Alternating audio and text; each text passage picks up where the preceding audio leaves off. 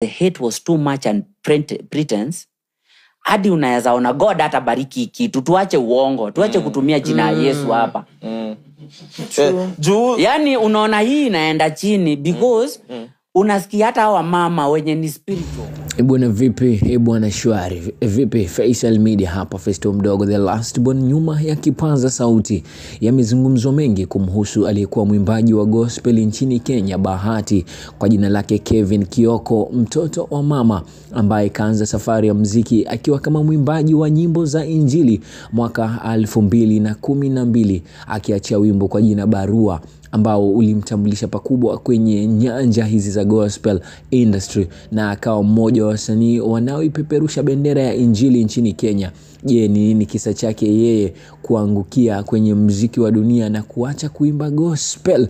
Kwenye podcast ya Mike Cheka pale nchini Kenya amefunguka pakubwa. Huyu hapa. I'll be very honest, I never planned to leave the gospel. But the hate was too much and pretense, hadi unaweza ona God hata bariki kitu. Tuache uongo, tuache kutumia jina Yesu hapa. Yani unaona hii inaenda chini because unasikia hata hawa mama wenye ni spiritual wapendani.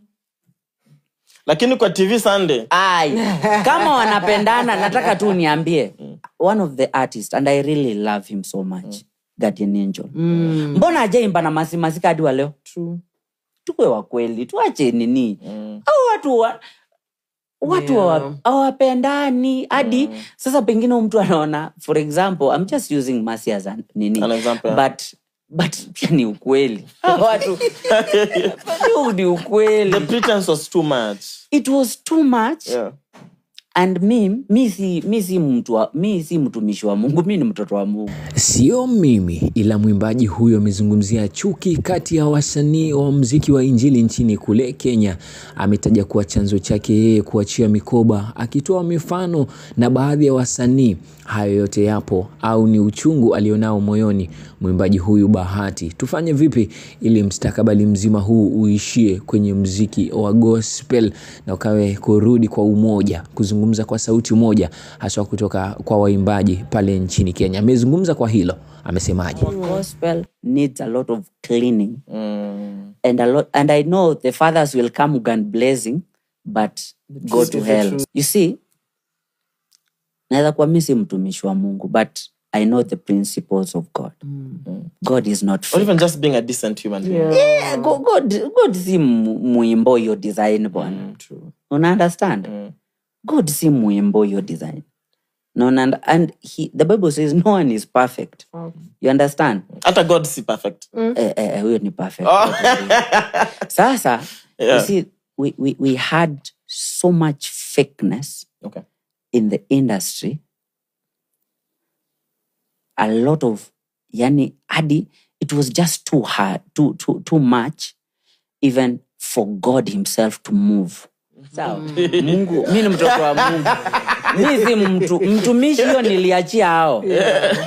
Mimi mtoto wa Mungu, najua Mungu naweza sema kitu tu anisamee, lakini tuambiane tu kweli.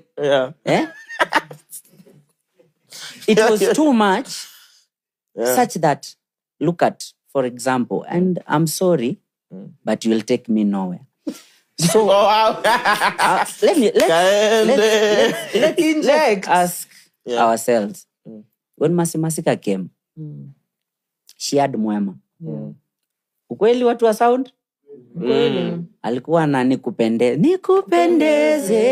Ukweli? Kweli. Sijui kulikuwa ingine ilikuwa inaitwa Shule Yako. Kweli watu wa Mungu? Kweli. All these songs were written by a guy called Mr. V. I remember. Sawa.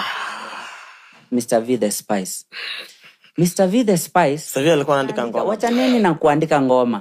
Mr. V anafungiwa nyumba na nisamee bro. Oh no. Kama ameandika hizo songs zote, mtu amshikii simu. Biggest songs sasa in the tuko country. Gospel gani? Oh wow. Tumalize interview tu hapa juda. Mtu ako gospel gani? Yani tunakulana si wenyewe kwa wenyewe. And because unajua ingekuwa ni calligraph hypothetically unajua ingekuwa ni calligraph angetoka aambie mtu. Sasa Mr. Viju ako gospel, anavumilia, anafungiwa nyumba, Una understand? Na huyu mtu atashikangi simu zake, alafu mnauliza, mbona hawa mama siku hizi hawatoi hit songs? Mungu alienda bwana. Mungu alienda. Mungu wacha Mungu asaidie Saru saa hii. Sino kweli tu. Hao watoto, unajua watu wote ni watoto wa Mungu. Yeah. You understand? The glory departed according to Bahati. Do you think mziki wa injili nchini Kenya kusambaratika kwake ni hayo aliyoyaongelea Bahati, akitaja kuwa Kenya upo uwezo wa kuwazaa waimbaji wa kimataifa iwapo tu chuki itaisha kati ya wasanii wenyewe, akitaja jinsi alivyomchochea mwimbaji Israel Mbonyi, mtunzi wa Nina Siri kutokea kule Rwanda. Je, kazungumziaje kuhusu swala hili? Pia amefunguka. Hebu mpe sikio lako. Israel Mbonyi called Kiss 100 Kigali live just to say, you guy, I started this because I was listening to you. Wow. You inspired me. You understand? Why sasa saa hii sisi Nina Siri naye Yesu tunaisikiza Rwanda, tunasikiza Tanzania, while Kenya was the hub. Yeah. You understand? Kwani unataka kusema huyu Mungu asaidie watu wake? Okay, tuachane sasa kuacha kujifanya tiwa nini. Ati you know, no, we became so fake, and then God left. Kidogo kwanza watu wa deal na mambo yao.